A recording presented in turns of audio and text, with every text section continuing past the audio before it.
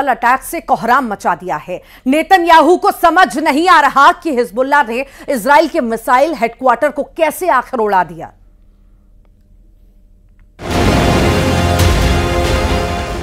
उड़ा दिया इजराइल का मिसाइल हेडक्वार्टर।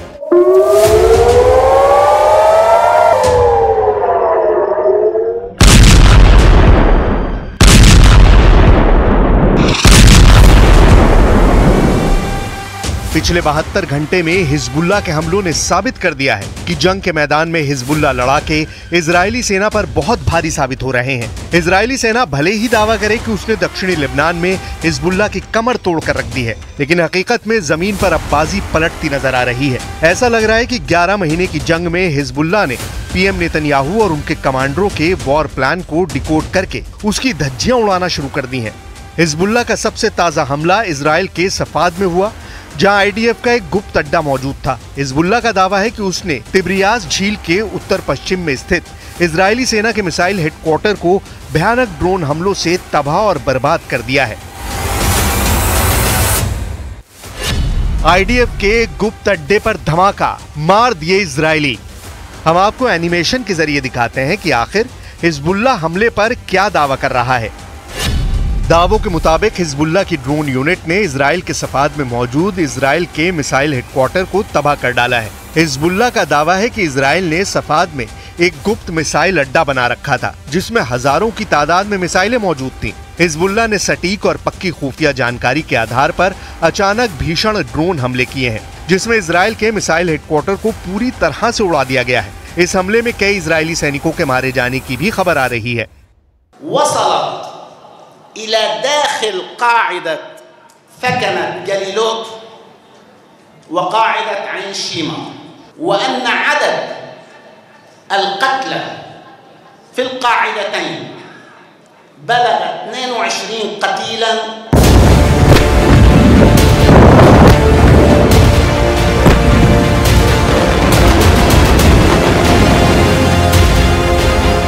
इधर इजरायली सेना ने हिजबुल्लाह के दावों पर कोई प्रतिक्रिया नहीं दी है। इजरायली सेना अभी भी दक्षिणी लेबनान पर भीषण हवाई हमले करने में जुटी है। पीएम नेतन्याहू भी हिजबुल्लाह के हमलों पर चुप्पी साधे बैठे हैं, लेकिन हिजबुल्लाह ने यूरोपियन और मिडिल ईस्ट के टॉप सूत्रों से पता लगाने का दावा किया है कि उसके हमले से इजरायली सेना को भारी नुकसान हो रहा है। अब आप ये देखिए कि हिजबुल्लाह लड़ाके इजरायली मिसाइल डिपो को उड़ाने पर और क्या क्या दावे कर रहे हैं।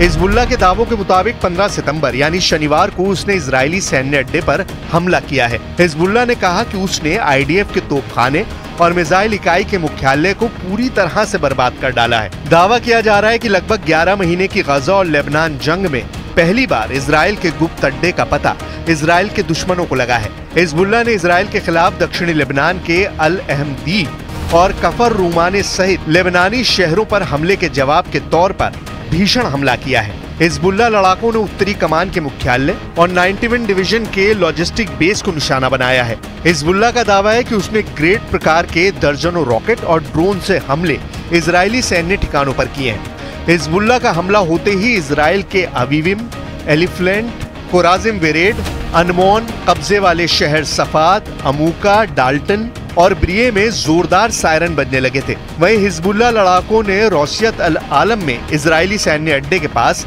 एक इजरायली मरकावा टैंक को एंटी टैंक गाइडेड मिसाइल से तबाह करने का दावा किया है।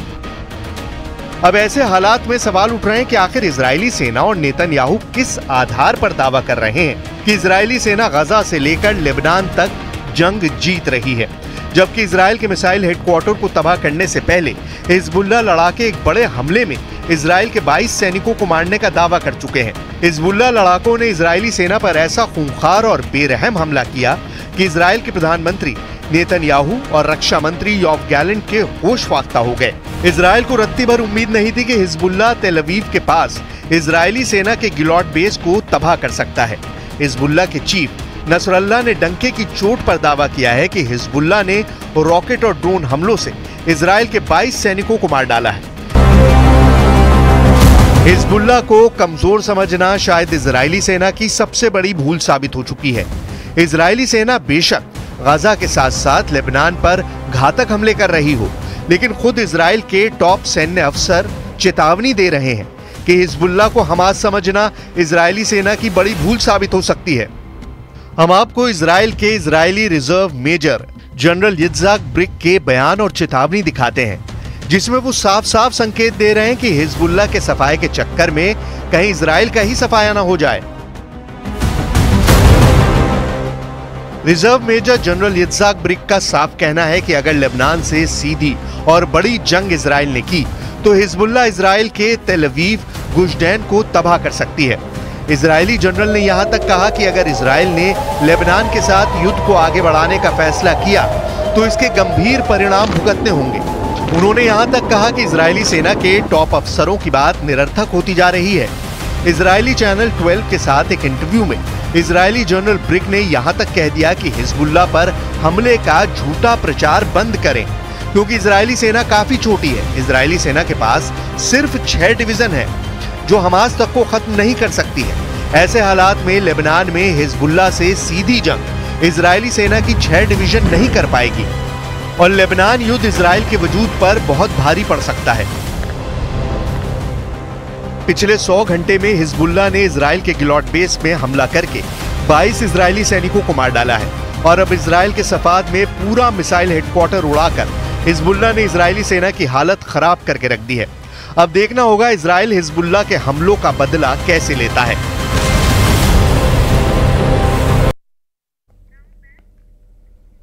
गाजा में इजराइल ने ताजा हमला किया है और इस हमले में 18 लोगों की जान चली गई। इजराइल के प्रधानमंत्री नेतन्याहू ने गाजा में हमले के तेज करने के जो ऑर्डर पास किए हैं उसके पीछे की वजह समझना भी बहुत जरूरी है। इस स्पेशल रिपोर्ट में देखिए नेतन्याहू ने इजरायली डिफेंस फोर्स को नया ऑर्डर क्या दिया है और कैसे लंबी खींचती जंग को लेकर कहा जा रहा है कि इसका नतीजा बस आने ही वाला है।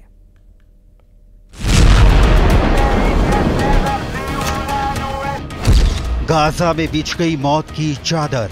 नेतन्याहू की फौज का ऑपरेशन सर्वविनाश एक्टिवेट। 18 लोगों की हो गई मौत, 40 से ज्यादा हो गए घायल। अब तक 41,000 से ज्यादा फिलिस्तीनियों की मौत, 80,000 से ज्यादा घायल। दुनिया ने ऐसी क्रूर जंग नहीं देखी होगी। गाजा में इजरायली डिफेंस फोर्स ने ताजा हमला किया है। यह हमला दक्षिणी गाजा में हुआ है। इजरायली सेना ने एक स्कूल को निशाना बनाकर जबरदस्त बमबारी की है। गाजा के जिस स्कूल में यह हमला हुआ है वहां ज्यादातर विस्थापित लोग शरण लिए हुए थे। इस हमले में बच्चे भी मारे गए हैं। जमीन का सीना चीरकर गाजा में जिंदगी बचाने की जद्दोजहद बता रही है कि यह जंग इंसानियत पर किस कदर भारी पड़ रही है। इसके अलावा खान यूनिस में इजराइल हमास युद्ध से विस्थापित फिलिस्तीनियों के लिए बने एक शिविर को निशाना बनाया गया।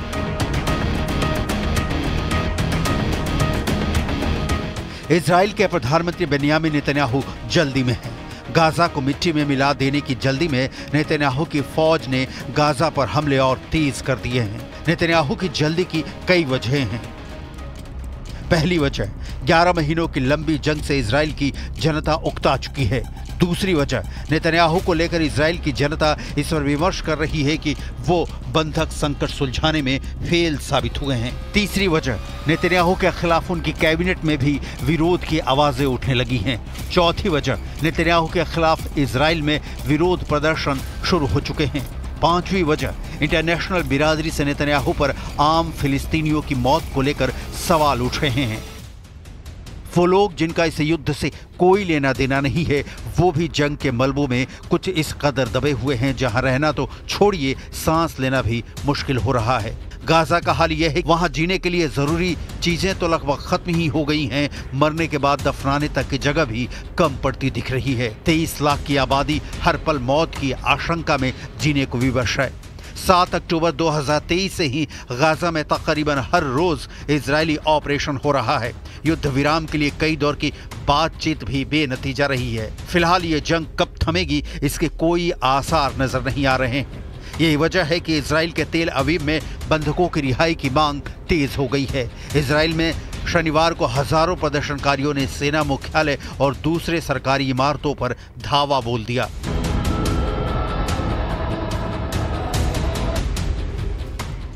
इस दौरान प्रदर्शनकारियों ने प्रधानमंत्री नेतन्याहू के खिलाफ नारेबाजी की और गाजा में बंधक बनाए गए 100 से ज्यादा बंधकों की रिहाई के लिए हमास के साथ शांति बनाने का दबाव डाला।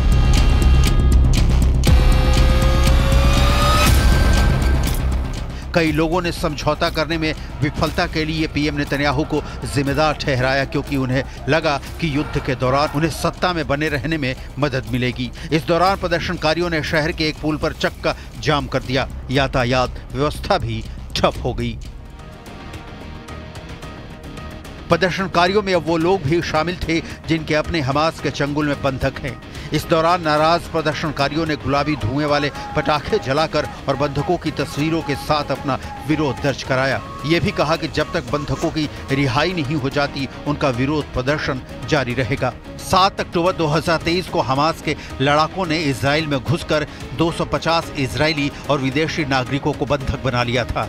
इजराइल ने युद्ध छेड़ दिया, लेकिन बंधक छुड़ाने की कोशिश में अब तक 41,000 से ज्यादा फिलिस्तीनी मारे जा चुके हैं और जिस हमास के अंतिम आतंकी के मारे जाने तक जंग जारी रखने का नेतन्याहू ऐलान कर रहे हैं, वो हमास का आखिरी आतंकी अब भी इजरायली डिफेंस फोर्स की बंदूक की गोली से बहुत दूर दिख रहा है। जाहिर है नेतन्याहू मुश्किल में है। संयुक्त अरब अमीरात ने भी इजराइल से मुंह फेरा। यूएई ने कहा है कि अगर इजराइल अलग फिलिस्तीन देश नहीं बनाता तो वो जंग के बाद के उनके प्लान का समर्थन नहीं करेंगे। यूएई के विदेश मंत्री अब्दुल्ला बिन जायद अल नहान ने सोशल मीडिया पर इसकी जानकारी दी। इजरायली पीएम नेतन्याहू ने मई में जंग के बाद गाजा के लिए एक प्लान जारी किया था। नेतन्याहू का कहना है कि इसके जरिए गाजा का विकास होगा। प्लान जंग खत्म होने की तारीख से लेकर साल 2035 तक के लिए था। इसे 3 स्तरों में बांटा गया था। प्लान के मुताबिक गाजा में इजराइल कब्जे के बाद फिलिस्तीन की सरकार होगी। इसे यूएई, सऊदी अरब, मिस्र, बहरीन और जॉर्डन जैसे अरब देशों का एक गठबंधन मॉनिटर करेगा। इजरायली प्लान में गाजा के पोर्ट्स में निवेश से लेकर सौर ऊर्जा और इलेक्ट्रिक कारों की मैन्युफैक्चरिंग जैसी कई योजनाओं का जिक्र है। नेतन्याहू की तरफ से गाजा के भविष्य के लिए प्लान जारी करने के बाद उनके रक्षा मंत्री योव गैलेंट ने इसे नकार दिया था। योव गैलेंट ने इजरायली पीएम को चेतावनी दी थी कि वो फिलिस्तीनी जमीन पर कभी भी इजराइल का शासन नहीं होने देंगे। गैलेंट का बयान सुनिए। हमास के बाद गाजा का अस्तित्व तभी मुमकिन है जब यहाँ फिलिस्तीन के लोग ही अंतर्राष्ट्रीय समुदाय की मदद से सत्ता संभाले। अगर सरकार ने सही समय पर गाजा के लिए हमास का विकल्प नहीं ढूंढा तो इजराइल का मिलिट्री ऑपरेशन कमजोर पड़ जाएगा। हमास फिर से अपनी जड़ें जमाना शुरू कर देगा। नेतन्याहू के समर्थन में खड़े अमेरिका में चुनाव का माहौल है और बाइडेन की पार्टी की विदाई के बाद ट्रंप सत्तासीन होते हैं तो युद्ध की सूरत पर भी असर पड़ना तय है। संयुक्त अरब अमीरात जैसे देश अमेरिका के कहे में ही काम करते हैं और संयुक्त अरब अमीरात अगर ये कह रहा है कि वो नेतन्याहू के प्लान से इत्तेफाक नहीं रखता है तो इसका मतलब है कि अपने समर्थक देशों के बीच ही नेतन्याहू घिर चुके हैं। सवाल फिर वही घूम फिर कर खड़ा होता है कि इजराइल हमास युद्ध आखिर कब तक। जहां तक इजरायली बंधकों को हमास के कब्जे से छुड़ाने की बात है तो इसी हफ्ते 6 बंधकों की हत्या करके हमास ने नेतन्याहू को लाउड एंड क्लियर मैसेज दे दिया था कि वो चाहता क्या है और नेतन्याहू हैं कि उनके पास विकल्प नहीं बचे हैं। या तो सारे बंधकों को छुड़ाकर देश वापस लाना होगा या संपूर्ण गाजा को जमींदोज कर देना होगा, क्योंकि यहां से नेतन्याहू पीछे हटे तो घर में इजरायली उनके साथ चाहे जो व्यवहार करें, अरब देश इजराइल के खींचे कदम को एक कमजोर देश की निशानी से ज्यादा कुछ नहीं मानेगा, जो भविष्य में इजराइल के लिए आज से भी बड़ा संकट पैदा करने वाला हो सकता है।